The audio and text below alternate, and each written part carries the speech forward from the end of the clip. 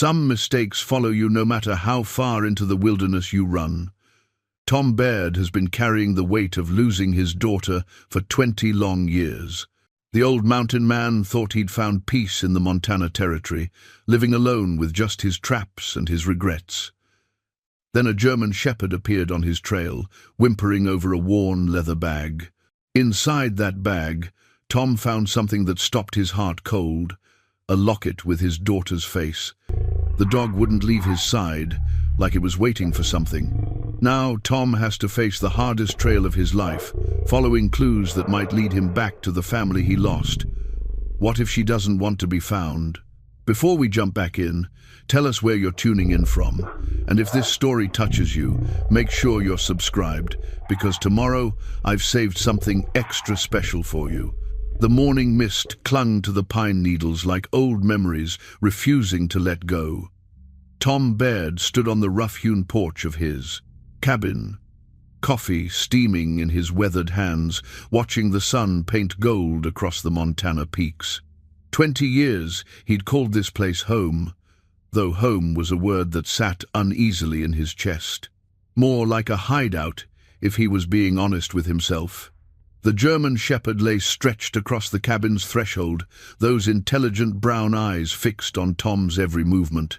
3 days had passed since the animal had led him to that cursed bag, and still the dog refused to leave. Tom had tried shooing him away, even walked a full mile down the mountain trail, hoping the creature would stay behind. But each time he turned around, there was the dog, padding silently through the underbrush like a four-legged conscience. "Don't know what you're waiting for, boy," Tom muttered, taking another sip of the bitter coffee. "Ain't nothing here worth staying for." The cabin reflected its owner's state of mind, functional but hollow. One room served all purposes: sleeping, cooking, eating, and the long winter evenings when a man had nothing but his thoughts for company. A stone fireplace dominated one wall, its mantel bare, save for a single item Tom hadn't been able to bring himself to put away or throw out. A hand-carved wooden cross, no bigger than his palm, sat there gathering dust. Sarah had made it for him during their first winter as newlyweds, her small fingers patient with the knife work, her face glowing with the kind of love that makes a man believe he can conquer the world. Tom's routine had become as predictable as the seasons. Wake before dawn, check his traps along the creek, skin whatever unfortunate creatures had wandered into his snares, cure the hides, and trade them once a month to old Pete Henley, who made the journey up from the valley settlement.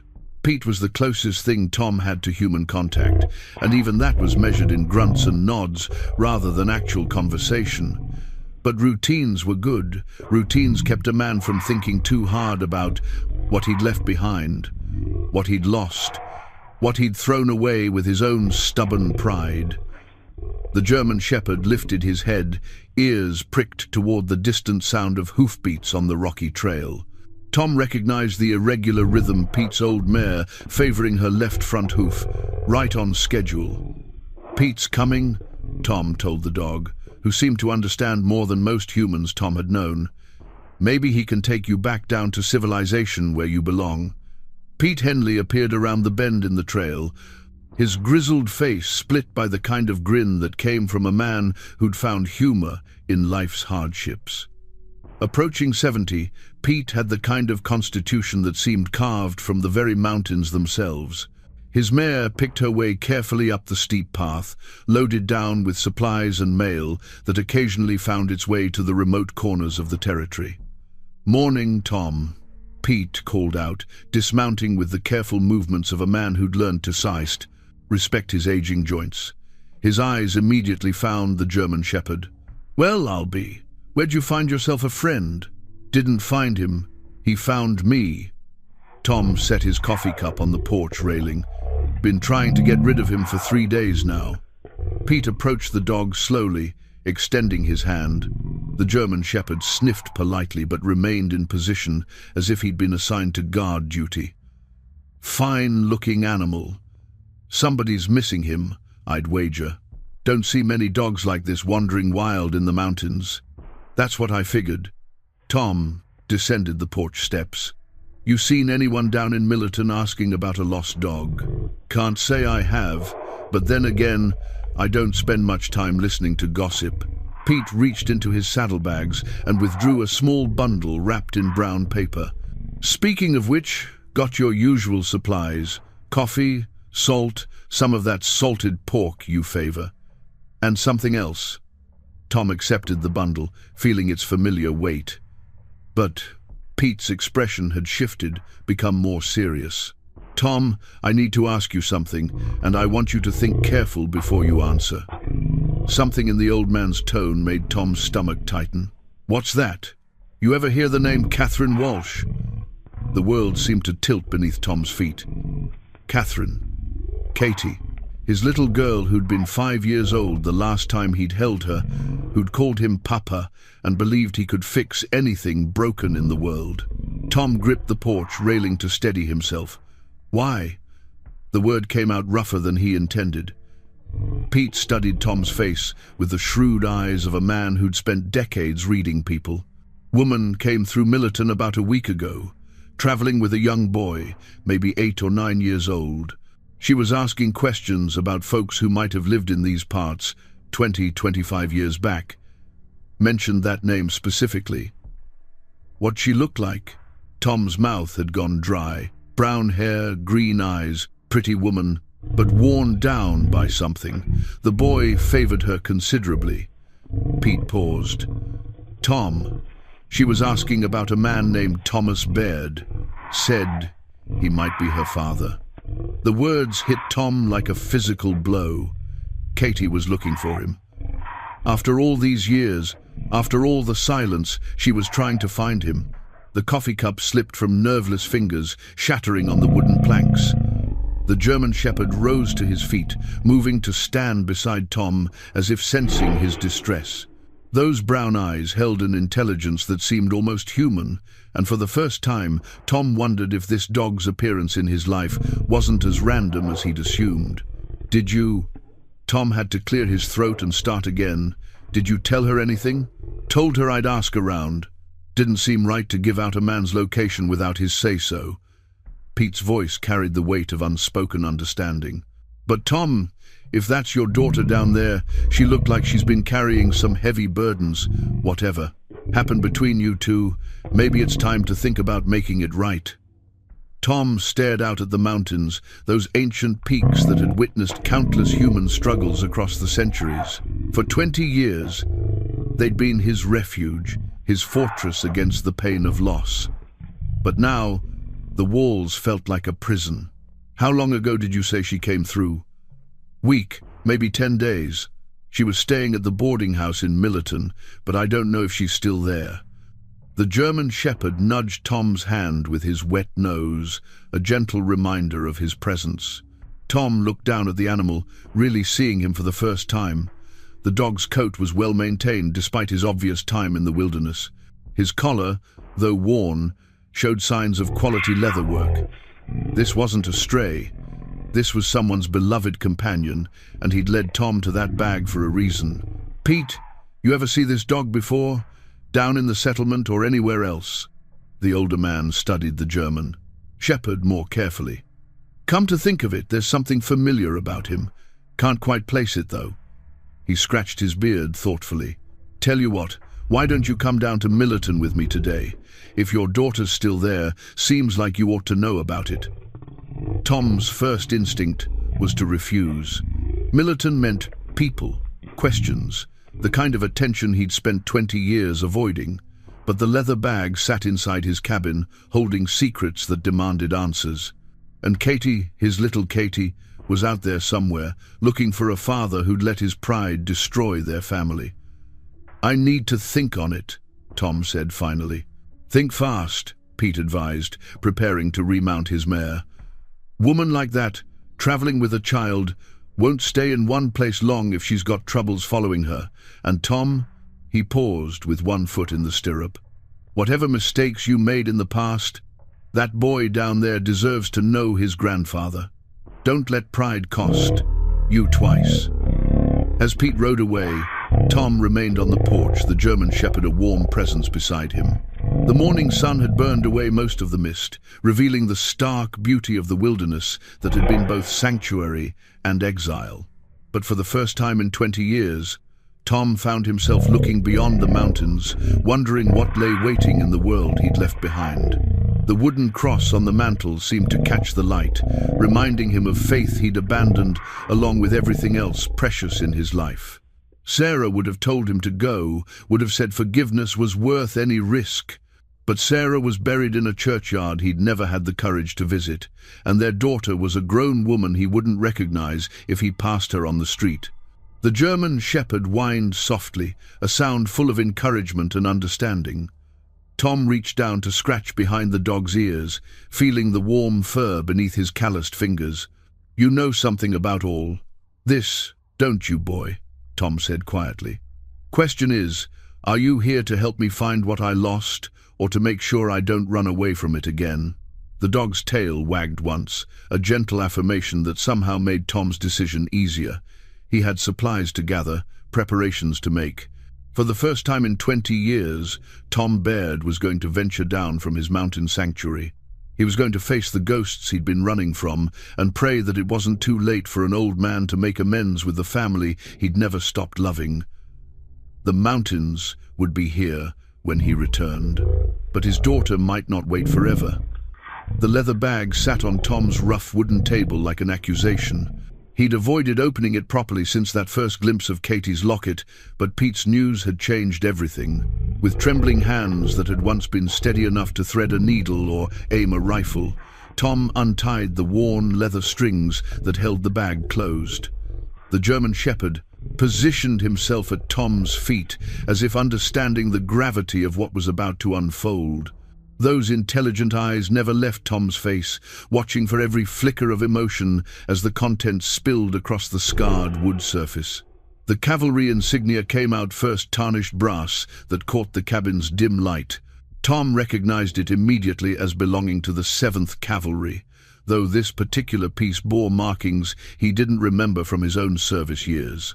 Beneath it lay a collection of items that made his breath catch. A small bundle of letters tied with a faded blue ribbon, the locket he'd already seen, and something that made his heart skip, a tintype photograph of Sarah holding baby Katie. But it was the letters that drew his attention. The ribbon had been Sarah's favorite color, and he remembered her wearing a dress that exact shade on their wedding day. With hands that shook despite his efforts to control them, Tom untied the bundle and spread the letters on the table. The first envelope bore Sarah's careful handwriting. "For Katie, when she's old enough to understand." The paper was yellowed with age, the ink faded but still legible. Tom's throat constricted as he recognized his late wife's flowing script, words written in her final months when consumption had weakened her body but left her mind sharp as ever. "My dearest Katie," the first letter began. "If you're reading this, then I'm no longer with you, and your father has likely told you about the terrible argument that drove our family apart. But there are things he doesn't know, secrets I kept to protect him from even more pain." Tom's hands began to shake as he continued reading. Sarah wrote of her illness, how she'd hidden its severity from him for months, fearing he would abandon his cavalry duties to care for her. She'd made him promise to finish his enlistment, never telling him that she knew she wouldn't live to see his return. Your father blamed himself for not being here when I passed, Sarah's letter continued. He thought his duty to the army mattered more than his duty to us. But Katie, I made him go. I made him promise to serve his country because I believed he would come back to us whole and proud, not broken by watching me waste away. The German shepherd whined softly, pressing closer to Tom's leg as if sensing his distress. Tom's vision blurred as tears he'd held back for 20 years finally found their way free. Sarah had died, believing he would return to raise their daughter. Instead, he'd come home to find her buried, and Katie living with Sarah's sister, who'd made it clear that Tom's absence during his wife's final illness made him unfit to be a father. The second letter revealed even more painful truths. Sarah had written to Katie about the inheritance land that had belonged to Sarah's family for 3 generations, property that should have passed to Katie when she came of age. But in his grief and guilt, Tom had signed away his rights to that land, giving Katie's aunt complete control over the child's future.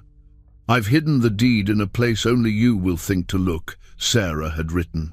"Behind the loose stone in our old fireplace, where I used to hide your birthday presents. Your father never knew about the inheritance because I wanted to surprise him when he returned. That land is your birthright, Katie. Don't let anyone tell you otherwise." Tom's chest tightened as memories flooded back. The fireplace in their old cabin, torn down years ago. Sarah's mysterious smiles when she thought he wasn't looking. The way she'd insisted on certain stones being placed just so when they'd built that chimney together during their first winter as husband and wife. The third letter was the most devastating. Written in Sarah's weakening hand, it revealed that Katie's aunt had been selling off pieces of the inherited land, claiming it was necessary for the child's care. The woman had no legal right to dispose of the 22 property. But with Tom's abandonment of his daughter, there was no one to challenge her actions. "Your father loved us more than his own life," Sarah's final letter concluded. "His leaving wasn't abandonment, it was a broken man's attempt to spare you from his pain. But you deserve to know the truth about your inheritance and about the father who never stopped loving you, even when grief made him foolish." The German shepherd rose and walked to the cabin's window, looking out toward the trail that led down to civilization. When he returned to Tom's side, he carried something in his mouth, a stick Tom hadn't seen before, carved with initials that made his heart stop. K.B. Katie Baird. Understanding crashed over Tom like a mountain avalanche. This dog hadn't found him by accident. Someone had sent him. Someone who knew about the letters, about the inheritance, about the truth Sarah had hidden for 20 years. The German shepherd had been trained to find Tom, to deliver these revelations at exactly the right moment. But who? Katie would have been too young to remember their old cabin, too young to understand Sarah's hiding places, unless Tom's hands flew to the remaining items in the bag. Beneath the letters lay a newer envelope, this one bearing recent postmark from Millerton. Inside, a single sheet of paper written in a hand he didn't recognize. "Mr. Baird, if this dog has found you, then my dying wish is being fulfilled. I am Robert Walsh, and I married your daughter Catherine 15 years ago. The consumption that took your wife has claimed me as well, but before I pass, I needed to ensure Katie learns the truth about her inheritance and about the father who never stopped loving her. I found these letters in our home's chimney, exactly where your wife said they would be. Katie doesn't know about them yet. I wanted her to be reunited with you before she learned how she'd been cheated. The land that was stolen from her is worth considerable money now that the railroad is coming through. She'll need your help to reclaim what's rightfully hers. The dog's name is Rex. He belonged to my unit during the Indian conflicts, and he's trained to track and retrieve. I've taught him your scent from an old shirt Katie saved from childhood. He'll lead you to her, just as he was meant to. Don't let pride keep you from your family again. Katie needs her father, and my son needs his grandfather. Time is running short for all of us. Come quickly." The letter was signed with a shaking hand and dated just 2 weeks prior. Robert Walsh, Katie's husband, was dead or dying, which explained why she'd been traveling with Pete's description. She was alone in the world with a young son, unaware that she'd been robbed of her rightful inheritance by the very woman who'd claimed to protect her. Tom sank into his chair, overwhelmed by the weight of revelation and regret. For 20 years, he'd convinced himself that Katie was better off without him, that his grief and guilt had made him unfit to be a father. But the truth was far more complex. Sarah had died keeping secrets meant to protect him, and those secrets had cost their daughter dearly. The German shepherd Rex placed his head on Tom's knee, brown eyes full of patient understanding. This loyal animal had been entrusted with a mission that transcended the simple delivery of letters. He'd been sent to reunite a family torn apart by misunderstanding and pride. Tom looked around his cabin, seeing it suddenly for what it truly was, not a refuge, but a prison of his own making. 20 years of self-imposed exile, while his daughter struggled alone, cheated of her birthright, and convinced that her father had abandoned her by choice. The cavalry insignia caught his attention again, and this time Tom recognized the specific markings. It had belonged to Robert Walsh's unit, the same regiment that had served alongside Tom's company during the Apache campaigns. Robert had been a good soldier, a man of honor, who'd apparently loved Katie enough to spend his dying days ensuring she learned the truth about her past. Rex whined again, moving toward the cabin door. The message was clear: time was wasting. Katie was in Millerton, possibly preparing to leave if she hadn't found the answers she sought. Every moment Tom hesitated was another moment. She remained ignorant of her stolen inheritance, and another moment his grandson grew up without family. Tom gathered the letters carefully, returning them to the leather bag along with the locket and insignia. But he left the tintype photograph on the table, Sarah holding baby Katie, both of them smiling at a camera held by a young soldier who'd thought he had all the time in the world to be a husband and father. "All right, Rex," Tom said, his voice rough with emotion and determination. "Looks like we've got a family to find." The dog's tail wagged once, a gesture of approval and readiness. Tom began. Gathering supplies for the journey down to Millerton, his movements quick and purposeful for the first time in 20 years. He was no longer a broken hermit hiding from his past. He was a father preparing to reclaim his daughter and protect his grandson from the same forces that had stolen Katie's childhood. The wooden cross on the mantel caught the light again, and Tom found himself saying a prayer for the first time since Sarah's funeral. Not for forgiveness that would come later if he earned it, but for the strength to face whatever waited below and the wisdom to help his family heal from 2 decades of separation and lies. Rex was already at the door, ready to guide Tom toward a reunion that would change everything. Tom moved through his cabin with the efficiency of a man preparing for war. 20 years of mountain living had taught him to pack light and smart, but this journey would be different from his usual supply runs. This time, he wasn't coming back to hide. Rex watched from his position near the door as Tom gathered his essentials: dried meat, hardtack, coffee, his bedroll, and the worn leather satchel that would carry the precious letters.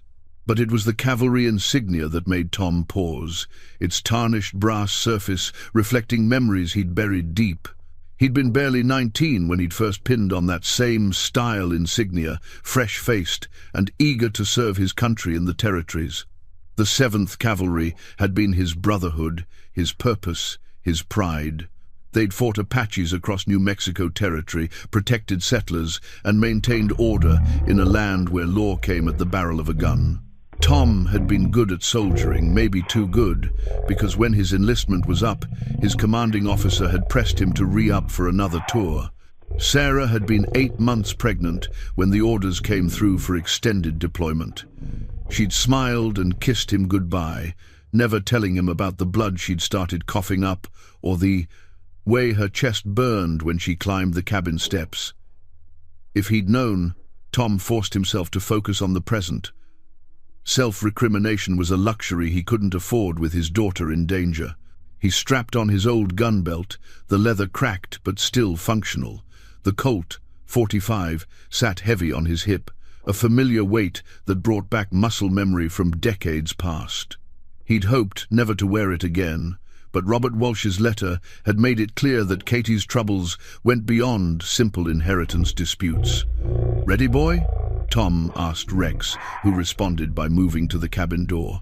The trail down from Tom's mountain sanctuary was treacherous under the best conditions, but Rex seemed to know every rock and fallen log.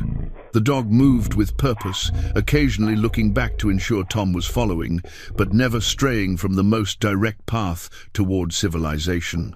As they descended, Tom found himself remembering the last time he'd made this journey in reverse. He'd been carrying Sarah's body then, wrapped in their wedding quilt, determined to bury her in the valley cemetery rather than the rocky mountain soil. Katie had been with her aunt, too young to understand why her father had come home different, why he couldn't look at her without seeing Sarah's face.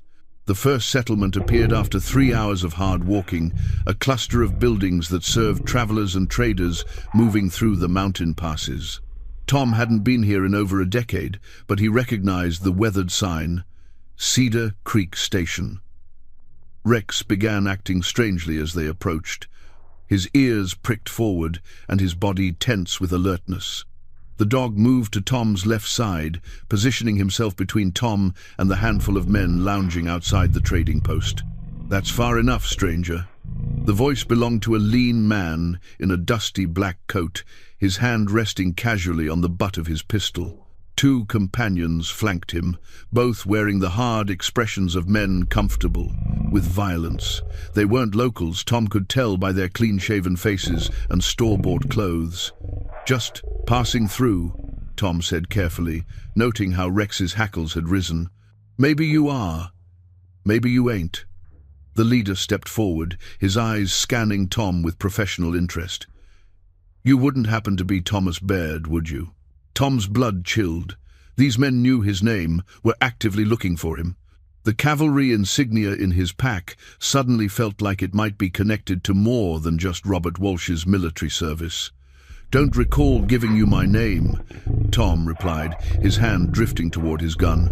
"Don't need you to give it. We've been asking around about a mountain man. Fits your description." The leader smiled without warmth. "Man who might have something that belongs to our employer." "Don't know what you're talking about." "Sure you do." The second man spoke up, revealing a slight accent Tom couldn't place. "Your son-in-law had something that didn't belong to him. When he died, it passed to his family. We're here to collect it." Understanding crashed over Tom like ice water. These men weren't just looking for Katie's inheritance, they were after whatever Robert Walsh had hidden in that leather bag. The bag Rex had been trained to deliver. "Like I said, just passing through." Tom began backing away slowly, Rex matching his movements. "Afraid we can't let you do that." The leader drew his weapon in one smooth motion. "See, we've been tracking that dog of yours for 2 weeks now. Smart animal led us right to you." Rex growled low in his throat, a warning that made the 3 men hesitate. Tom had seen enough military dogs to recognize the stance. Rex wasn't just a pet, he was trained for combat. "Easy, Rex," Tom murmured. Then louder, "What exactly do you think I have?" "Don't play stupid, old man. Walsh stole Army payroll during the Apache campaigns. Took us years to track him down, and by the time we found him, he was already dying. But he'd hidden the gold, and we know he sent that dog to fetch you." Tom's mind raced. Robert Walsh had been involved in stolen Army payroll, and these men, bounty hunters or worse, had been pursuing him. Walsh's dying letter hadn't mentioned the theft, but it explained why he'd been so desperate to reunite Tom with Katie. She was inheriting more than just land. She was inheriting her husband's dangerous legacy. "Gold's long gone," Tom said, gambling on misdirection. "Walsh spent it years ago. Maybe not." The leader raised his pistol. "But his widow might know where he hid what was left, and that dog's going to lead us right to her." Rex chose that moment to act. The German shepherd launched himself at the nearest gunman with the speed and precision of a weapon. The man's scream echoed off the mountain walls as Rex's teeth found his gun hand, sending the pistol spinning away into the dirt. Tom drew his Colt and put a bullet into the leader's shoulder, spinning him around and dropping him to his knees. The third man raised his weapon, but Tom was already moving, diving behind a water trough as the shot rang out. "Rex, down!" The dog immediately released his victim and dropped flat, well trained enough to follow commands even in combat. Tom popped up long enough to put another round into the dirt near the third man's feet, discouraging any heroic gestures.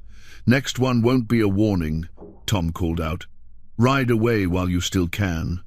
The wounded men scrambled for their horses with the desperate haste of men who'd underestimated their prey. As they rode away, Tom noticed the direction they headed, straight toward the main trail to Millerton. "They're going after Katie," Tom told Rex, who was already moving toward the trail. The dog's message was clear: they had to reach Katie before the bounty hunters did. But Tom also realized something else. Rex had been trained for more than just tracking and retrieval. The dog was a warrior, and he'd been preparing for this fight long before Tom understood there would be one. As they resumed their journey toward Millerton, Tom found himself wondering what other surprises Robert Walsh had built into his final plan. The cavalry insignia wasn't just a memento, it was evidence of something that had made dangerous men willing to kill for it. Katie was in more danger than she knew, and Tom was running out of time to reach her first. The trail to Millerton stretched before them like a ribbon of dust and regret. Tom pushed the pace harder than his aging legs preferred, but the encounter with the bounty hunters had changed everything. Those men would reach the settlement before him unless he found a way to cut time from the journey. Rex seemed to understand the urgency. The German shepherd ranged ahead, scouting the path and returning to guide Tom around obstacles that would slow their progress. More than once, the dog's keen senses detected other travelers on the trail, giving Tom time to avoid potentially dangerous encounters. As they walked, Tom found himself studying his unlikely companion with new respect. Rex moved with the disciplined efficiency of a military animal, every action purposeful and controlled. Robert Walsh had trained him well, but Tom suspected the dog's education had begun long before his service with Katie's husband. "You were army before Walsh found you, weren't you, boy?" Tom murmured during a brief rest stop. Rex's ears pricked at the word army, and he sat at attention, a perfect military posture that confirmed Tom's suspicions. This dog had served with the cavalry, possibly during the same campaigns where Tom had earned his own scars and memories. The faded photograph Tom carried in his pack seemed to grow heavier with each mile. Katie, as a baby, innocent and trusting in her mother's arms, unaware that her future would be shaped by secrets and stolen gold. Tom pulled out the tintype during their next rest, studying his daughter's infant face with the desperate attention of a man trying to bridge 20 years of absence. She would be 25 now, a woman grown. Pete had mentioned she looked worn down by troubles, and Tom's heart clenched at the thought of the burdens she'd carried alone. If he'd been there when Sarah died, if he'd fought harder for custody instead of surrendering to grief and guilt, maybe Katie's life would have been different. "Can't change the past," Tom told himself firmly, but the words felt hollow. Rex whined and moved closer, pressing his warm body against Tom's leg in a gesture of comfort that seemed almost human in its understanding. The dog's brown eyes held depths of intelligence that reminded Tom of the war horses he'd known, animals that had seen too much but retained their capacity for loyalty and love. "She saved this," Tom said, showing Rex the photograph. "Katie kept something of her father all these years." The dog sniffed the tintype carefully, his tail wagging once in apparent recognition. Tom realized that Rex had probably seen this same photograph in Katie's home, had perhaps watched her looking at it during moments of loneliness or doubt. They resumed walking as the afternoon sun began its descent toward the mountain peaks. The trail grew more traveled as they approached the valley, with wagon ruts and horse tracks indicating regular traffic between the settlements. Tom found himself growing nervous about rejoining civilization, even temporarily. 20 years of solitude had left their mark. His beard was long and unkempt, his clothes patched and faded. He looked like what he was, a mountain hermit who'd forgotten how to be around people. How could he approach Katie looking like a wild man? What would his grandson think of such a grandfather? But the bounty hunter's threat pushed aside his vanity concerns. Katie's safety mattered more than his appearance, and if dangerous men were hunting for Robert, Walsh's stolen gold, every moment of delay increased the risk to his family. As they crested a ridge overlooking the valley, Tom caught his first glimpse of Millerton in 2 decades. The settlement had grown considerably, with new buildings and what looked like the beginnings of a proper main street. Smoke rose from dozens of chimneys, and Tom could make out people moving between the structures like ants in a disturbed hill. Rex began acting differently as they approached the outskirts. His movements became more cautious, his attention focused on specific scents and sounds that Tom couldn't detect. The dog was searching for something or someone. "You smell her, don't you?" Tom asked quietly. "Katie's here somewhere." Rex's tail wagged briefly, but his posture remained alert.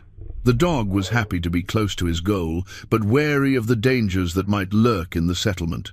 Those bounty hunters could already be in town, asking questions and making threats. Tom's hand instinctively checked his gun as they entered Millerton's main street. The late afternoon bustle of a frontier town surrounded them, merchants closing their shops, cowboys heading for saloons, families finishing their daily business. Tom felt exposed and out of place, but he forced himself to move with purpose. The boarding house Pete had mentioned stood at the far end of the street, a two-story building with a hand-painted sign advertising meals and clean beds. Tom's heart hammered as he approached, knowing that Katie might be just yards away behind one of those curtained windows. Rex suddenly froze, his ears pricked toward a side street. Through the crowd, Tom caught a glimpse of brown hair and green eyes, a woman walking with a young boy, both of them moving with the careful alertness of people who'd learned to watch for danger. "Katie," Tom whispered, the name catching in his throat. His daughter had grown into a beautiful woman, but Pete had been right about the wear that troubles had put on her. Even from a distance, Tom could see the tension in her shoulders, the way she kept one protective hand on her son's shoulder. She looked like someone who'd been running for a long time. The boy beside her was tall for his age, with sandy hair and the kind of serious expression that belonged on someone much older. Tom's grandson, a child he'd never known existed until today. The boy favored Katie in his facial structure, but carried himself with the straight-backed posture that suggested Robert Walsh had been a good influence. Rex whined softly, his whole body trembling with the desire to run to them, but the dog remained in position, waiting for Tom's command. The discipline spoke to months of training and preparation for this exact moment. Tom stood frozen at the intersection, watching his family from across the street like a ghost observing the living. Part of him wanted to approach immediately, to call Katie's name and deal with whatever consequences followed. But another part, the part that remembered her aunt's harsh words and his own failures as a father whispered that maybe some distances were too great to cross. Rex made the decision for him. The dog gave one short, sharp bark, a sound that carried clearly across the street noise. Katie's head turned immediately toward the sound, her eyes scanning the crowd until they found the German shepherd. Her face went white with shock and recognition. Rex was supposed to be dead, buried with her husband just 2 weeks ago. Seeing him alive and healthy, standing beside a mountain man who looked vaguely familiar, must have felt like encountering a ghost. Katie grabbed her son's hand and began walking quickly toward them, her expression a mixture of confusion, hope, and fear. Tom's moment of choice had passed. The reunion he dreaded and longed for was about to begin. Katie Walsh stopped walking so abruptly that her son nearly collided with her back. Her green eyes so much like Sarah's fixed on Rex, with an expression of disbelief that gradually shifted to recognition, then to something approaching wonder. Rex. The name escaped her lips as barely a whisper, but the German shepherd heard it. His tail began wagging with barely controlled excitement, though he remained beside Tom, awaiting permission. The boy, Tom's grandson, looked between his mother and the dog with confusion. "Mama, that looks like Papa's dog, but Rex died with Papa. You said so." Katie's gaze shifted from Rex to the weathered mountain man standing beside him, and Tom watched as understanding dawned in her features. The resemblance was still there beneath his grey beard and weathered skin, the same deep-set eyes, the same stubborn jawline she'd inherited. "Papa?" Katie's voice cracked on the word, and Tom felt 20 years of careful emotional control threaten to crumble. Tom reached into his vest pocket and withdrew the broken pocket watch that had stopped ticking the day Sarah died. Its hands pointed forever to 3:47 p.m., the moment when Tom's world had ended and his self-imposed exile began. He'd carried it every day since, a reminder of time lost and chances missed. Katie. Her name felt foreign on his tongue after so many years of silence. "I got your husband's message." Katie's composure shattered. Tears streamed down her face as she struggled between the urge to run toward him and the protective instinct that kept her hand firmly on her son's shoulder. 20 years of believing herself abandoned, warred with the impossible reality of seeing her father alive and here. "You're dead," she whispered. "Aunt Margaret said you died in the mountains. She said you couldn't bear to live after Mama passed." Tom's jaw clenched at the mention of Sarah's sister. Another lie, another manipulation designed to keep Katie under Margaret's control. "Your aunt said a lot of things that weren't true." The boy stepped forward with the bold curiosity of childhood. "Are you really my grandfather? Mama showed me the picture, but you look different." Tom knelt down to bring himself to the child's eye level, his movements careful and unthreatening. Up close, the resemblance to Robert Walsh was clear, but there were traces of the Baird family in the boy's features, the same determined chin that had marked Tom's own father. "What's your name, son?" "James Robert Walsh, but everyone calls me Jimmy."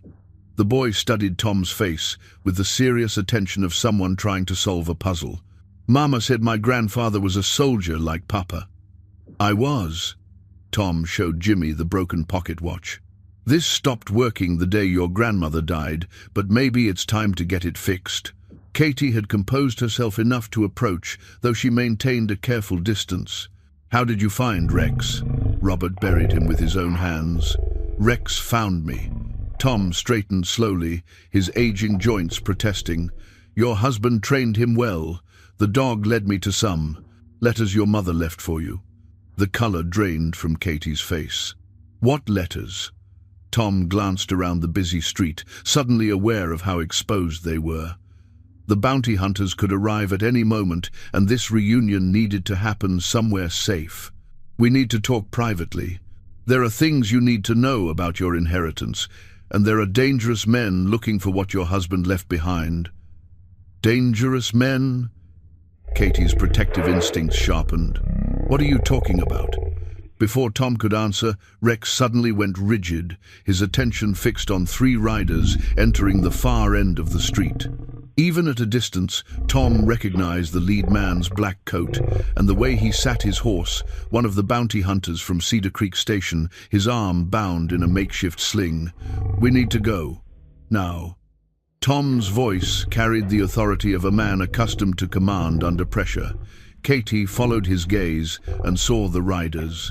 Something in their purposeful scan of the street triggered her own danger instincts. The boarding house has a back entrance. They moved quickly but casually, Tom fighting every instinct that screamed at him to grab his family and run. 20 years of mountain living had taught him patience, but the protective fury burning in his chest demanded immediate action. The boarding house was exactly as Pete had described, a 2-story frame building that catered to travelers and temporary residents. Katie led them through a side door and up a narrow staircase to a small room that contained little more than 2 beds and a washstand. Jimmy settled on one of the beds while Katie turned to face Tom, her expression a mixture of hope, fear, and barely contained questions. The pocket watch in Tom's hand caught the evening light, filtering through the single window, its stopped hands a reminder of time that could never be recovered. "Show me these letters," Katie said quietly. Tom reached into his pack and withdrew the bundle tied, with Sarah's blue ribbon. Katie's sharp intake of breath told him she recognized the color, remembered its significance. With trembling hands, she untied the ribbon and spread the letters on the bed beside Jimmy. As Katie read her mother's words for the first time, Tom watched 20 years of confusion and abandonment slowly transform into understanding. Sarah's explanation of her hidden illness, her protection of Tom's military service, her secret inheritance, all of it painted a picture completely different from what Katie had been told. "The land," Katie whispered, looking up from the letters with tears in her eyes. "Aunt Margaret sold most of it. She said it was worthless mountain property that nobody wanted. Your mother hid the deed in your old cabin's fireplace. Did Margaret know about that hiding place?" Katie nodded bitterly. She knew all of Mama's secrets, said it was necessary to liquidate assets for my care and education. Tom felt rage building in his chest. 20 years of fury at his own failures, now redirected toward the woman who'd systematically robbed his daughter. How much land is left? Maybe 20 acres of the original 160. But Margaret said the railroad won't come through that area anyway, so it doesn't matter. The railroad's coming, Tom said firmly. That's why those men downstairs are willing to kill for what your husband left behind. The remaining land is worth a fortune, and Margaret's been selling it piece by piece to line her own pockets. Jimmy had been listening intently, his young mind processing the adult complications with remarkable clarity. Does this mean we don't have to keep running, Mama? The question revealed more than Katie might have intended. She and Jimmy had been traveling, possibly fleeing from something or someone. The bounty hunter's arrival suggested their troubles were catching up. Running from what? Tom asked gently. Katie's composure cracked again.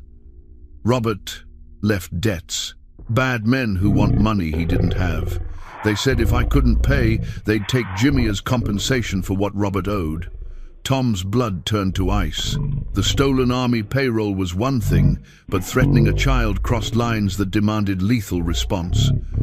The broken pocket watch in his hand seemed to tick once, as if time itself was finally ready to move forward. The sound of heavy boots on the boarding house stairs made Rex's ears prick forward in warning. Tom moved to the window and peered through the edge of the curtain, his worst fears confirmed by the sight of armed men questioning the desk clerk below. Katie gathered the letters quickly, her movements sharp with practiced efficiency. "There's a back stairway," she whispered.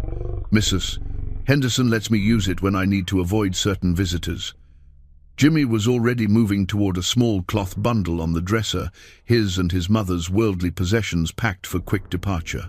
The boy had learned to live, ready to run, and the sight broke Tom's heart while filling him with pride at his grandson's resilience. "Wait," Tom said quietly, pulling a small wooden toy horse from his pack. He'd found it among Robert Walsh's belongings in the leather bag, carved with the careful attention of a father making something special for his son. "This belonged to your papa, didn't it?" Jimmy's eyes widened as he recognized the toy. "Papa made it for my 6th birthday. I thought it was lost when we had to leave so quickly." Tom handed the wooden horse to his grandson, watching as the boy clutched it against his chest like a talisman. The toy represented more than childhood comfort.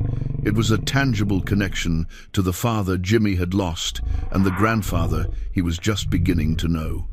"Your papa loved you very much," Tom said softly. "He spent his last days making sure you'd be safe." Katie wiped her eyes and shouldered her pack. "The men downstairs, they're the ones Robert owed money to. Different men. Same problem." Tom checked his gun while keeping his voice low. "Your husband was involved in something that happened years ago during the Indian campaigns. These bounty hunters want what they think he left behind." "What did he leave behind?" Katie's question carried the weight of a woman who'd been living with half-truths for too long. Tom hesitated, then decided she deserved honesty.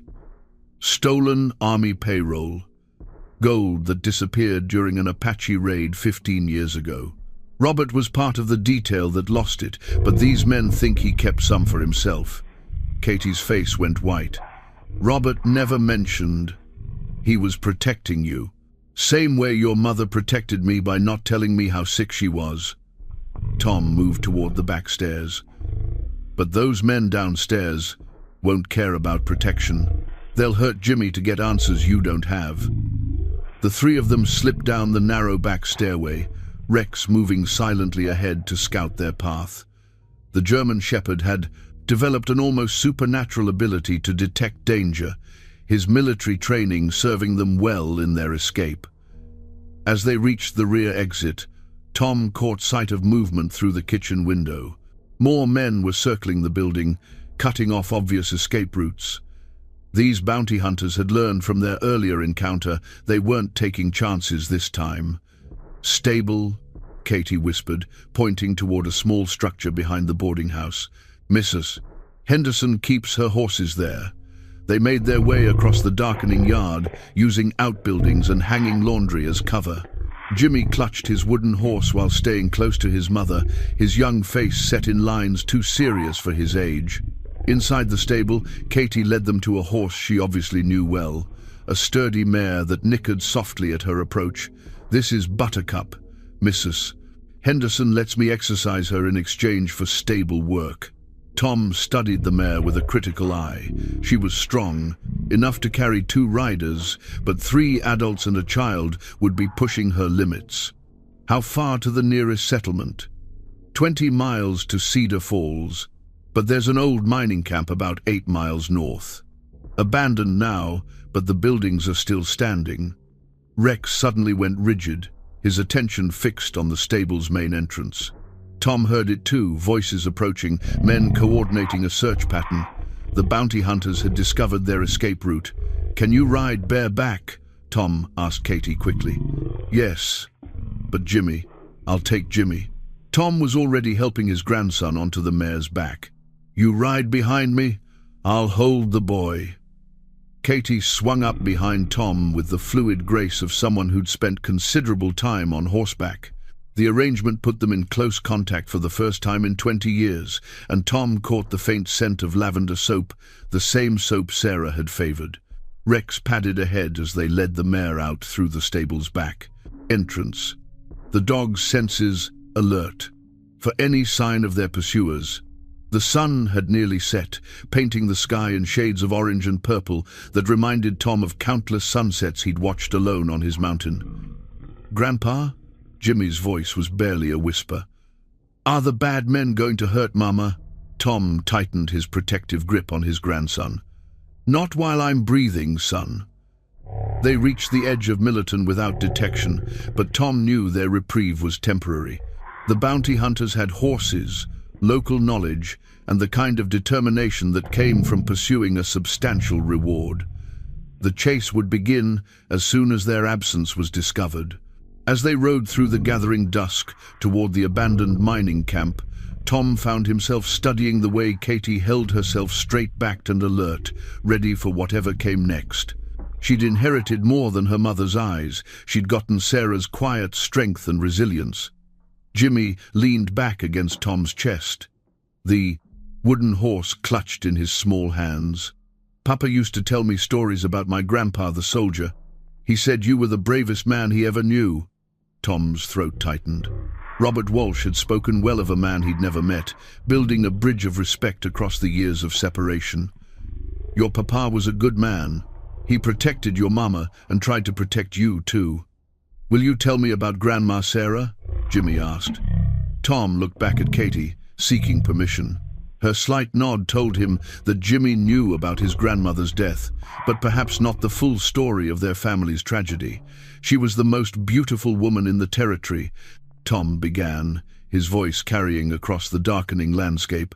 "Had green eyes just like your mama's, and she could make anyone smile even on the worst days." As they rode toward uncertain shelter, Tom found himself telling stories he'd kept locked away for 20 years. Stories of Sarah's laughter, her terrible cooking when they were first married, the way she'd sung lullabies that could calm any crying baby.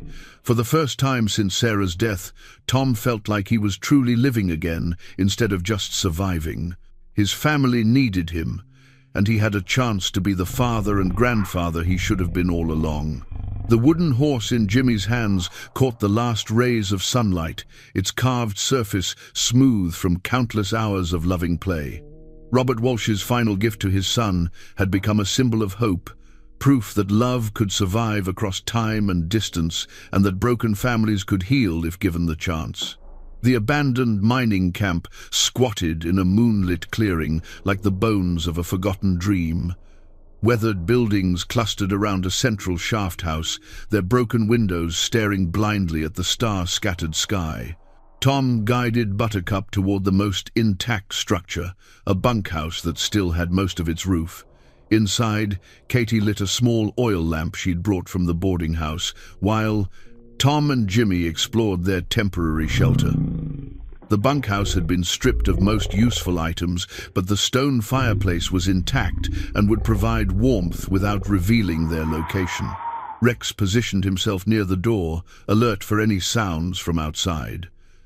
The German Shepherd had been unusually restless since leaving Millerton, as if he sensed something beyond the obvious danger of their pursuers. "Papa, look at this." Jimmy had discovered something wedged behind one of the remaining wallboards, a piece of cloth that had been deliberately hidden. Tom helped the boy work it free, revealing a small canvas pouch tied with leather strings. Katie looked up from arranging their meager supplies. "What did you find?" Tom examined the pouch carefully. It was weather-stained, but had been wrapped in oiled leather to protect its contents. The knots in the strings were tied in a specific pattern, a military technique for marking important packages. "This was hidden on purpose," Tom said, working the knots loose. "Someone wanted to make sure only the right person would find it." Inside the pouch was a folded piece of paper covered with marks that initially appeared to be random scratches. But as Tom studied them by lamplight, patterns emerged.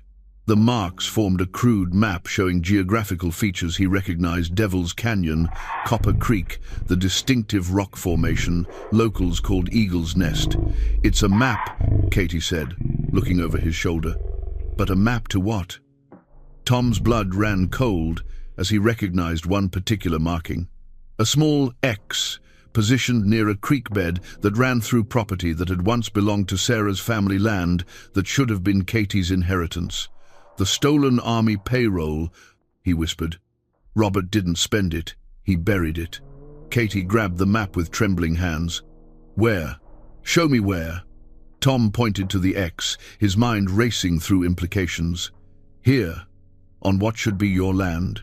"But Katie, if Margaret sold that particular section, she didn't." Katie's voice was sharp with sudden understanding. "That's the one piece she could never sell because it's swampland, worthless for farming or building. Or, so she said." Rex whined and moved to the window, his hackles rising. In the distance, Tom could hear what the dog's superior senses had already detected: hoofbeats approaching through the night. "They found us," Katie said, extinguishing the lamp immediately. Tom gathered the map and other papers, his mind working frantically. The bounty hunter's arrival might be bad luck, or it might be something worse. How had they tracked them so quickly and accurately to an abandoned camp miles from town? "Jimmy, stay close to your mother," Tom ordered, moving to peer out through a gap in the wallboards. "Katie, is there another way out of here?" "The mine shaft has tunnels, but they're old and dangerous." 3 riders emerged from the tree line, moving with the careful precision of men who knew exactly where they were going. Tom's stomach dropped as he recognized not just the lead bounty hunter, but the horse he rode, a distinctive paint mare that belonged to Mrs. Henderson's stable. "They have our horse," Tom realized. "They followed our trail directly here." But as the riders drew closer, Tom noticed something that made his blood freeze. The lead man carried a lantern that he swung in a deliberate pattern. 3 short flashes, 2 long ones. A signal. Rex began growling low in his throat, but his attention wasn't focused on the approaching riders. The dog was looking toward the back of the bunkhouse, where shadows moved among the ruined buildings. Tom grabbed his rifle and checked the load. "We're surrounded. This wasn't tracking, it was a trap." Katie's face went pale in the moonlight. "How could they know we'd come here?" Before Tom could answer, a voice called out from the darkness, a voice that made Katie gasp in recognition. "Catherine? Catherine Walsh? I know you're in there, dear." The voice belonged to a woman, cultured and carrying the false sweetness of someone accustomed to manipulation. Tom saw Katie's expression change from fear to fury as she recognized the speaker. "Aunt Margaret," Katie whispered. "She's here." Tom's understanding of their situation shifted dramatically. This wasn't just about bounty hunters pursuing stolen army gold. Margaret had been involved from the beginning, possibly orchestrating everything to maintain control over Katie's inheritance. "Come out, dear," Margaret's voice continued. "And bring that map Your husband was foolish enough to hide. We know you have it now." Tom's mind raced through the implications. Margaret had known about the map's existence, had probably known about the buried payroll all along. The bounty hunters weren't just random criminals. They were working with Katie's aunt to recover the gold and eliminate any witnesses to their conspiracy. "She's been stealing from me for 20 years, Katie said, her voice shaking with rage. "And now she's trying to steal the last thing Robert left for Jimmy." Tom looked at the map again, seeing it with new understanding. The X marking the burial site wasn't on worthless swampland. It was on the most valuable piece of the original inheritance, positioned exactly where the coming railroad would need to build a crucial bridge across the creek. Margaret had kept that land because she knew its true worth, and she'd been waiting for the right moment to claim the hidden treasure as well. Rex moved to stand between Jimmy and the door, his military training evident in the protective stance. The dog understood that the real enemy wasn't the men outside. It was the woman whose voice carried the poison of decades of lies and theft. "Grandpa?" Jimmy clutched his wooden horse tightly. "Is the bad lady going to hurt us?" Tom checked his weapons and looked at his family. The daughter he'd failed to protect 20 years ago, and the grandson who deserved better than a legacy of greed and betrayal. "Not if I have anything to say about it, son." Tom's voice carried the cold certainty of a man who'd finally found something worth fighting for. "Your Aunt Margaret made one big mistake." "What's that?" Katie asked. "She brought a family fight to a soldier." Tom moved toward the window, his weathered hands steady on his rifle. "And this soldier's been waiting 20 years to settle accounts." The map in Katie's hands represented more than buried gold. It was the key to reclaiming everything that had been stolen from his family. But first, they had to survive the night and the enemies who had no intention of leaving witnesses to their crimes. Tom's hands moved with the practiced efficiency of a man preparing for his last stand. From his pack, he withdrew his old service revolver, a Colt .45, that had seen action in a dozen skirmishes across the Apache territories. The weight felt familiar in his palm, muscle memory overriding 20 years of peaceful mountain living. "Katie, can you shoot?" Tom asked quietly, offering her Robert's smaller pistol from the leather bag. "Robert taught me." She checked the weapon with competent movements. "But I've never shot at people. Let's hope you don't have to." Tom positioned himself at the main window while Katie took the side wall. "Jimmy, I need you to stay low and keep Rex close. Can you do that for me?" His grandson nodded solemnly, one small hand gripping the wooden horse while the other rested on Rex's neck. The German shepherd had positioned himself as a living shield between the boy and any potential danger, his training evident in every alert line of his body. Outside, Margaret's voice continued its false sweetness. "Catherine dear, you're making this much more difficult than necessary. All we want is the map. Surely that's a fair trade for young James's safety." Tom felt rage building in his chest, the same cold fury that had once made him deadly effective in combat. Threatening a child crossed every line of decency, and Margaret's casual mention of Jimmy's danger revealed the true depths of her corruption. 20 years, Tom muttered, checking his rifle's action. 20 years she's been stealing from my family. Katie looked at him with eyes that held both fear and fierce determination. "She told everyone you were dead, made me believe I was completely alone in the world. When Robert proposed, she encouraged the marriage because she said, I needed a man to take care of me. And when Robert died, she wanted me to come back, bring Jimmy to live with her. Said it was for the boy's own good." Katie's voice hardened. "Now I understand why. She needed to control Jimmy, to control the inheritance." Tom studied their defensive position with tactical eyes. The bunkhouse had 2 windows and 1 door, adequate fields of fire but limited escape routes. The stone fireplace would provide some protection from rifle fire, and the thick log walls would stop most pistol rounds. But they were outnumbered and surrounded, facing enemies who had no qualms about killing a child to achieve their goals. Rex suddenly tensed, his attention focused on sounds only he could detect. Tom listened carefully and caught the faint creak of old floorboards. Someone was moving through the ruined buildings, trying to get closer under cover of Margaret's distraction. "They're positioning for an assault," Tom whispered. "Professional tactics. These aren't just bounty hunters, they're hired killers." Katie's knuckles were white where she gripped her pistol. "How many do you think?" "At least 6, maybe more." Tom made quick calculations based on the movement patterns he'd observed. Margaret brought enough men to handle serious resistance.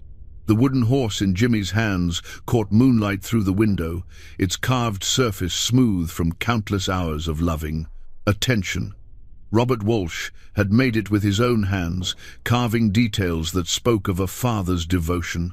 Tom found himself thinking about the man who'd trained Rex, who'd hidden the map, who'd spent his dying days ensuring his family would have resources to escape their enemies. "Your husband was a good soldier," Tom told Katie quietly. "He planned for this." "Planned for what?" Tom pointed to Rex, whose alert posture and positioning revealed tactical awareness beyond normal dog training. "Rex isn't just a pet, he's a weapon Robert prepared for exactly this situation. Watch his eyes, he's tracking movement patterns, identifying threats, calculating fields of fire." As if responding to his name, Rex looked directly at Tom and gave one soft whine. The sound carried specific meaning, a warning that the final assault was imminent. Margaret's voice shifted, losing its false sweetness. "Catherine, my patience is exhausted. You have 1 minute to come out with that map or we'll burn the building down around you." Tom felt the familiar calm that had always preceded combat. Time seemed to slow, his senses sharpening as adrenaline flooded his system. He'd been preparing for this fight his entire life without knowing it, 20 years of guilt and self-recrimination crystallizing into pure protective fury. "Katie, listen to me carefully." Tom's voice carried the authority of command. "When this starts, you stay with Jimmy no matter what happens. Rex will protect you both, but you need to be ready to move if I give the signal. You'll know." Tom checked his ammunition count and made final adjustments to his position. "If something happens to me, take the map and get to the nearest town with a telegraph. Send word to Fort Collins, ask for Colonel Morrison. Tell him Thomas Baird's daughter needs help with stolen army payroll." Katie's eyes widened. "You know someone who can help?" "Morrison was my commanding officer during the Apache campaigns. If anyone can sort out this mess legally, it's him." Tom looked at his grandson, memorizing the boy's face in case this was their last conversation. "Jimmy, your papa trained Rex to protect you. Trust the dog, he'll get you and your mama to safety if things go bad." The boy nodded gravely, his small hand still clutching the carved horse. "Will you come with us, Grandpa?" Tom's throat tightened. "I'm going to try, son. But if I can't, you remember that your grandpa loved you from the first moment he knew you existed." Outside, the sound of movement had ceased the ominous quiet that preceded coordinated action. Tom could feel his enemies taking their final positions, preparing to assault the bunkhouse from multiple directions. Margaret had probably promised them substantial rewards for recovering the map and eliminating witnesses. Rex rose to his feet, every muscle coiled for action. The German Shepherd looked directly at Tom with an expression that seemed almost human in its understanding. The dog was asking for permission to begin the fight. "Not yet, boy," Tom whispered. "Let them think they have the advantage." A burning arrow arced through the darkness and embedded itself in the bunkhouse roof. Within seconds, 2 more followed, their flames catching on the dry wooden shingles. Margaret had made good on her threat. They were going to burn out Tom's family like animals from a den. "The mine shaft?" Katie said urgently. "There's a tunnel that leads to the old equipment shed." Tom shook his head. "They'll be watching that exit.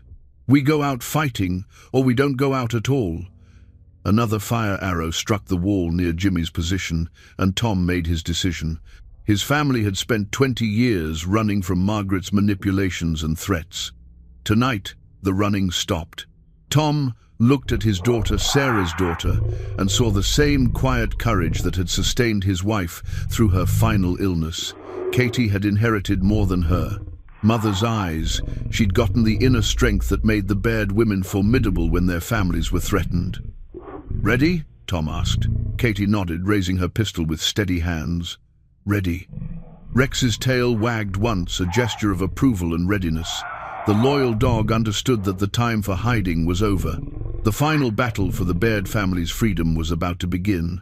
Smoke began seeping through the roof as the flames took hold, adding urgency to their desperate situation. Tom took one last look at the map that had started everything, then folded it carefully and handed it to Katie. "Whatever happens next," he said, "that land belongs to Jimmy.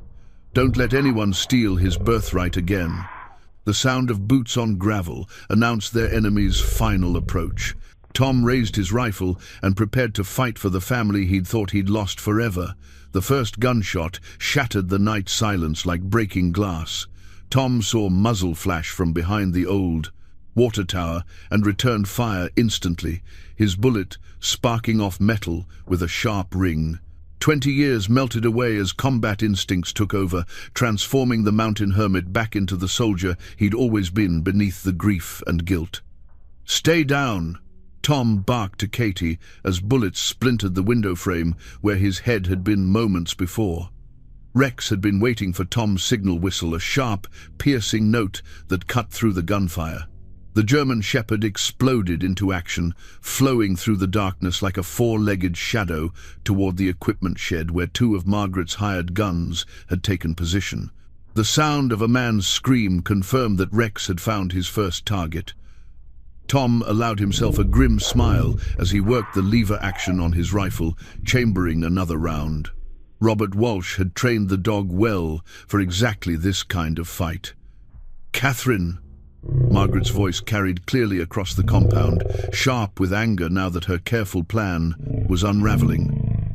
"You're only making this harder on yourself." Tom spotted movement near the minehead and put a bullet close enough to send the shooter diving for better cover. The old mining camp was working to their advantage, plenty of obstacles and hiding places that broke up coordinated assaults. Katie fired twice at shadows moving between buildings, her shots carefully aimed despite her inexperience with combat. "How long can we hold them off?" "As long as we have ammunition." Tom ejected a spent shell and reloaded smoothly.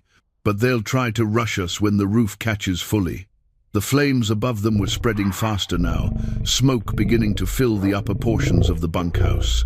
Jimmy crouched behind the stone fireplace with his wooden horse clutched tightly, his young face set with the kind of courage that reminded Tom powerfully of Sarah during her final illness. A rifle cracked from a new position, and Tom felt the bullet tug at his sleeve as he rolled away. From the window. These weren't random bounty hunters, they moved with military precision, coordinating their fire to pin down the defenders while others maneuvered for better positions. Rex appeared at the side window, his muzzle dark with blood that wasn't his own. The dog's tactical assessment was clear. In his alert posture, 2 enemies eliminated, but more were closing in from the blind side of the building. "Good boy," Tom whispered, then louder. "Katie, they're coming around the back." She swung her pistol toward the rear window just as a shadow appeared in the frame. Her shot took the man's center mass, dropping him with a grunt of pain and surprise. Katie's face went pale at what she'd done, but her hands remained steady on her weapon. The sound of running feet on the wooden porch announced the main assault. Tom put 3 quick rounds through the door, rewarded by curses and the sound of men diving for cover. But the distraction cost him a shooter he hadn't spotted. Put a bullet through the side wall that passed close enough to fan his cheek. Smoke was getting thicker now, forcing them to crouch low to breathe. The roof fire had reached the point where collapse was becoming a real possibility. Margaret's strategy was simple and effective: burn them out or cook them alive. "Grandpa," Jimmy's voice was tight with fear but not panic. "The bad lady is coming." Tom looked toward the main window and saw Margaret striding across the compound with the confidence of someone who believed victory was assured. She was flanked by 2 gunmen, both carrying rifles at ready position. Behind them, Tom could see at least 3 more men positioned to cut off any escape routes. "Catherine, dear, this has gone quite far enough," Margaret called out as she approached the burning building. "Young James is breathing smoke, and that roof won't hold much longer. Surely his life is worth more than a piece of paper." Tom watched his daughter's face as she listened to the woman who'd stolen her childhood, her inheritance, and 20 years of her life.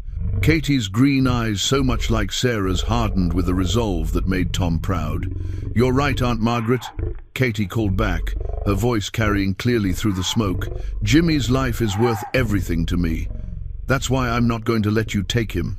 Katie's shot punched through the doorframe, close enough to make Margaret stumble backward with a shriek of rage and fear. The cultured facade finally cracked completely, revealing the vicious greed beneath. "Kill them all!" Margaret screamed. "I want that map, and I want them dead." The coordinated assault began immediately. Rifles opened up from 3 directions, filling the bunkhouse with flying splinters and the whine of ricochets. Tom grabbed Jimmy and pulled him deeper behind the fireplace as chunks of stone flew from bullet impacts. Rex launched himself through the side window with a snarl that carried across the gunfire. Tom heard shouts and curses as the German shepherd tore into their attackers with trained precision. The dog was buying them precious seconds, but a terrible risk to himself. "We have to move," Tom shouted over the noise. "The roof's going to come down." Katie looked toward the rear of the building, where flames were already licking through the ceiling boards. "The mine shaft, it's our only chance." Tom knew she was right, but leaving their defensive position would expose them to the remaining shooters. It was a choice between certain death by fire or probable death by bullets. The decision was made for them when a section of burning roof collapsed near the doorway, sending sparks cascading across their limited supplies. The heat was becoming unbearable, and Jimmy had started coughing from the thickening smoke. "Rex!" Tom whistled sharply, calling the dog back from his attack. The German shepherd appeared at the window, blood streaking his dark fur, but his eyes bright with combat. Readiness. Rex had eliminated at least 2 more of their enemies, but Margaret still had enough guns to finish the job. "On my signal, we run for the mine shaft," Tom told Katie. "Stay low, stay together, and don't stop for anything." Katie nodded, checking her ammunition count one final time. "What about you?" Tom looked at his rifle, then at his family. "I'll be right behind you. But if something happens..." "Nothing's going to happen." Katie's voice carried absolute conviction. "We're all getting out of here together." Through the smoke and flame, Tom heard Margaret giving orders to her remaining men. They were positioning for a final assault, confident that the fire would drive their prey into the open where they could be cut down easily. Tom pulled out his signal whistle, the same instrument that had coordinated cavalry charges across hostile territory 20 years ago. Rex's ears pricked at the sight of it, understanding what was coming next. "Ready?" Tom asked his family. Jimmy clutched his wooden horse and nodded bravely. Katie raised her pistol with steady hands. Rex coiled his muscles for explosive action. Tom put the whistle to his lips and blew 3 sharp blasts, the cavalry signal for charge. The whistle's piercing call triggered chaos. Rex burst from the window like a cannonball, slamming into the nearest gunman with enough force to knock him sprawling. Tom followed immediately, his rifle spitting fire as he laid down, covering shots for his family's escape. Katie ran bent low, Jimmy clutched protectively against her chest, both of them coughing from the smoke that billowed out of the collapsing bunkhouse. The family Bible she'd grabbed from their supplies was pressed against her body like armor, its worn leather cover offering symbolic protection as bullets whined overhead. Tom's first shot took down the rifleman positioned near the mine head, clearing their path to the shaft entrance. His second shot went wide as he stumbled over debris, but it forced Margaret's remaining men to dive for cover instead of maintaining their firing positions. "The shaft!" Katie shouted, pointing toward the dark opening 20 yards ahead. Rex had engaged 2 gunmen simultaneously, his military training evident in the way he attacked high-value targets while staying mobile enough to avoid return fire. One man screamed as the dog's teeth found his gun arm. The other was trying to get a clear shot without hitting his partner. Tom put a bullet into the second man's shoulder, spinning him around and ending the threat to Rex. The German Shepherd immediately released his first victim and bounded toward the mine entrance, herding the family towards safety like a four-legged guardian angel. Margaret appeared from behind the water tower, her face twisted with rage as she saw her carefully planned ambush falling apart. She raised a small pistol with shaking hands, aiming directly at Katie's back. "If I can't have the inheritance, no one can," Margaret screamed. Tom saw the danger and threw himself sideways, tackling Katie and Jimmy to the ground as Margaret's shot cracked through the air where they'd been standing. All three of them rolled behind a rusted mining cart just as more bullets sparked off the metal wheels. "Stay down," Tom commanded, then rose just high enough to return fire. His shot caught Margaret in the shoulder, sending her stumbling backward with a cry of pain and disbelief. For 20 years, she'd manipulated and stolen without consequence. Facing actual resistance seemed to have broken something fundamental in her worldview. "You can't do this to me," Margaret shrieked, clutching her wounded arm. "That inheritance is mine. I earned it caring for that ungrateful child." Katie's face hardened with 20 years of suppressed fury. "You stole everything from me. My land, my childhood, my father." The family Bible pressed against Katie's chest had absorbed the impact of their fall, its thick pages slightly crumpled but intact. The book had been Sarah's, carried from church services, in the old days when the Baird family was whole and happy. Now, it served as protection for the family's reunion. Rex bounded to their position, blood on his muzzle but his eyes bright with combat readiness. The dog had eliminated or disabled most of Margaret's hired guns, leaving only a handful of enemies still capable of fighting. "How many left?" Tom asked the dog quietly. Rex looked toward the remaining buildings and gave two short barks, his way of reporting enemy count. 2 gunmen were still active, but they were pinned down and reluctant to expose themselves to the German Shepherd's devastating attacks. Tom checked his ammunition and found himself down to 3 rounds in the rifle and 6 in his pistol. Not enough for a prolonged firefight, but probably sufficient to finish what they'd started. "Katie, when I give the word, run for the mine shaft. Don't look back. Don't stop for anything." "What about you?" "Rex and I are going to end this." Tom looked at his grandson, who was still clutching the wooden horse with one hand while holding tightly to his mother with the other. "Jimmy, you take care of your mama, understand?" "Yes, sir." Jimmy's voice was steady despite everything he'd witnessed. "But Grandpa, you promised you'd come with us." Tom's throat tightened. "I'm going to try, son, but if I can't, you remember what I told you about your papa training Rex to protect you. The dog will get you and your mama to safety." A rifle shot cracked from the equipment shed, the bullet passing close enough to shower them with wood splinters from the mining cart. The remaining gunmen were getting desperate, taking increasingly risky shots to try to finish the fight.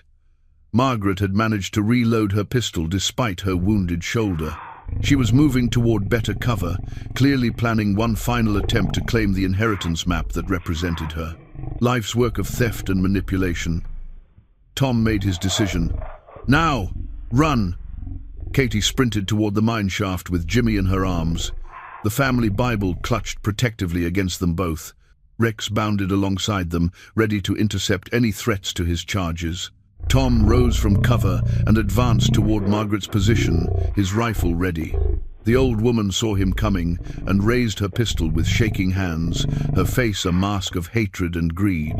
"You should have stayed dead in those mountains," Margaret snarled. "Maybe," Tom replied calmly.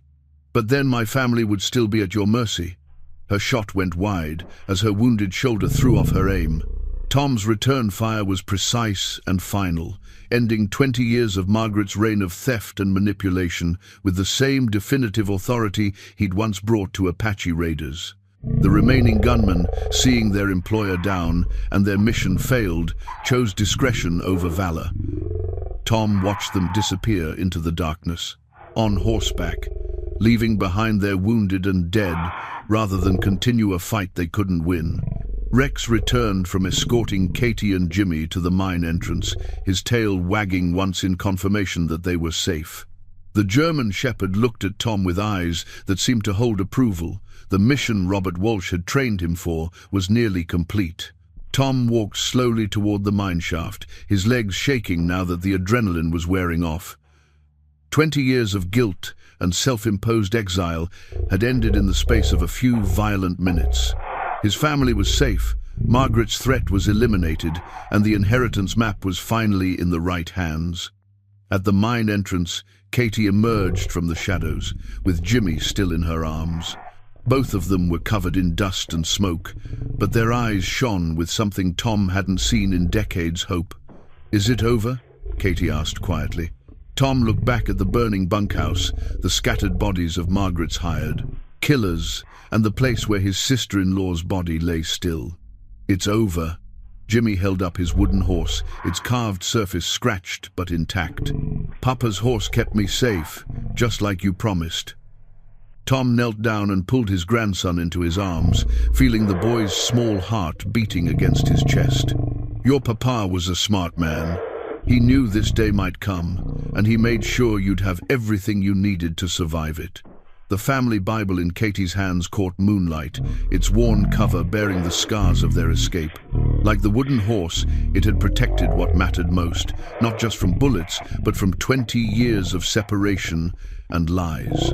Tom Baird was finally ready to go home with his family. 3 months later, Tom Baird stood on the front porch of a new cabin, watching his grandson carve a piece of pine with the same careful attention Robert Walsh had once shown. The morning sun painted the valley in shades of gold and green, a far gentler landscape than the harsh mountains where Tom had spent his exile. Jimmy looked up from his carving, wood shavings scattered around his boots like tiny prayers answered. "It's almost finished, Grandpa." Tom settled into the rocking chair. Katie had insisted on building for him, marveling at how domestic comfort felt after 20 years of Spartan mountain living. "What are you making there, son?" "A cross, like the one Mama showed me in the old cabin." Jimmy held up his work, a small wooden cross, carved with the same loving attention Sarah had given to her original gift. "I want to put it on Grandma's grave when we visit next week." The words hit Tom with unexpected emotion. Katie had been taking Jimmy to visit Sarah's burial site every few weeks, teaching the boy about the grandmother he'd never known. It was part of the healing that had begun the night they'd escaped Margaret's final trap. Colonel Morrison had been as good as Tom's word. The telegram to Fort Collins had brought federal marshals within days, men who'd sorted through the decades of theft and conspiracy with methodical efficiency. Margaret's surviving accomplices had been arrested. The stolen army payroll recovered from its hiding place on Katie's reclaimed land, and most importantly, the fraudulent sale of Sarah's inheritance had been legally reversed. Katie appeared in the cabin's doorway, flour on her hands from the morning's baking. She'd inherited more than her mother's eyes. She'd gotten Sarah's gift for making any place feel like home. "Breakfast is ready. And Papa, you have a letter from the railroad company." Tom took the envelope with hands that still trembled slightly when he thought about how close he'd come to losing everything that mattered. The railroad's offer for easement rights across their reclaimed land was generous enough to secure Jimmy's future for generations, but more important was the knowledge that it came to them honestly. "Good news?" Katie asked, reading his expression. "Better than good." Tom folded the letter carefully. "Jimmy's going to be able to attend any school he wants, maybe even that university back east you mentioned." Rex emerged from beneath the porch where he'd been napping in the morning shade. The German shepherd had adapted to domestic life with remarkable ease, though Tom sometimes caught the dog scanning the horizon with the alertness of a soldier who never quite stopped standing guard. Jimmy finished his cross and held it up to catch the sunlight. The boy had inherited his father's skill with carving, but there was something distinctly Baird about the way he approached the work, patient, methodical, and driven by love rather than mere craftsmanship. "Tell me again about Grandma Sarah," Jimmy requested, settling beside Tom's chair with the carved cross cradled in his small hands. Tom found himself smiling as memories flowed more easily now, the pain of loss gradually replaced by the warmth of remembrance. She could make anyone laugh, even during the hardest times. "When I was away with the cavalry, she'd write letters that made me homesick and proud at the same time." "Like Mama's letters to you?" "Better," Katie said, joining them on the porch with 3 cups of coffee, real coffee, not the chicory substitute Tom had grown accustomed to in the mountains. "Mama's letters were full of love and wisdom. Mine are just full of worry about whether you're eating enough." Tom laughed, a sound that had become more frequent as the weeks passed. "Your mother worried about me eating properly too. Some things don't change between generations." The broken pocket watch that had stopped on the day Sarah died now ticked steadily in Tom's vest pocket. A clockmaker in the nearest town had repaired it with reverent care after learning its significance, refusing payment for what he called a privilege to restore time itself. Katie studied the new cross Jimmy had carved, comparing it to the original that now sat on. Their mantle, Sarah's cross, worn smooth by Tom's fingers during 20 years of mountain solitude. "It's beautiful, sweetheart. Grandma would be proud." "Do you think she knows?" Jimmy asked, with the earnest curiosity of childhood. "About us finding Grandpa and getting our land back." Tom felt tears prick his eyes, but they were good tears now, tears of gratitude rather than grief. "I think she knew this would happen someday. Your grandma was smart about the important things. She hid those letters knowing that someday you'd need to know the truth." Rex rose and padded over to Jimmy, resting his head on the boy's knee with the patient affection of a companion who'd found his permanent home. The dog had served his mission faithfully, reuniting a broken family and protecting them through their darkest hour. Now he could simply be what Robert Walsh had always intended, a loyal friend and guardian. "Will you help me plant flowers on Grandma's grave?" Jimmy asked Tom. "Mama says she liked wildflowers. I'd be honored." Tom reached over and ruffled his grandson's hair. "We'll plant enough flowers to make that whole hillside beautiful."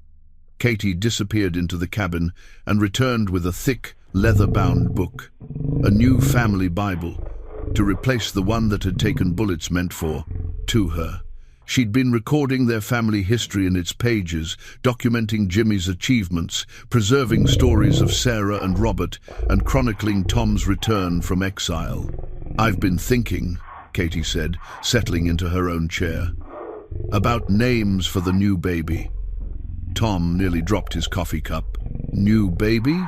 Katie's smile was radiant with the same joy Sarah had shown when she'd told him about Katie's coming arrival. "I found out last week. Jimmy's going to be a big brother come spring." Jimmy whooped with delight and jumped up to hug his mother, his carved cross held carefully away from her stomach. "Can we name him Robert if it's a boy?" "After Papa, Robert Thomas." "Walsh," Katie said, looking at Tom with eyes that held 20 years of forgiveness.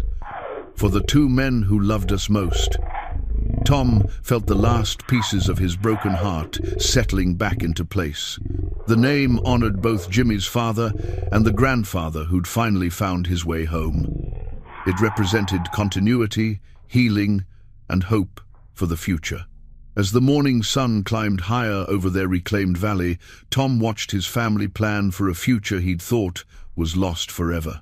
The wooden cross in Jimmy's hands caught the light, reflecting the same gentle radiance that had drawn Tom to Sarah decades ago. Rex stretched out across the porch with a contented sigh, finally able to rest after completing the mission that had defined his purpose. The dog's brown eyes held the satisfaction of duty fulfilled and family protected. Tom pulled out his repaired pocket watch and checked the time, 8:30 a.m. on a Thursday morning in September, 20 years and 3 months after time had stopped for the Baird family. But now the watch ticked steadily forward, marking moments of joy instead of measuring loss. "Ready for breakfast?" Katie asked, rising with the graceful movements of early pregnancy. "More than ready," Tom replied, following his daughter and grandson into the cabin that rang with laughter and the sounds of a family finally whole again. The wooden cross Jimmy had carved sat on the porch railing, catching morning light like a beacon of hope. It would join Sarah's cross on her grave, but more importantly, it would mark the beginning of a new chapter in the Baird family story. One written in love, forgiveness, and the quiet strength that passes from one generation to the next. Outside, the reclaimed land stretched toward horizons bright with possibility, while inside, 3 generations of Bairds planned for a future built on truth instead of lies, love instead of manipulation, and the unshakable foundation of family bonds that had survived 20 years of separation. Tom Baird was finally home.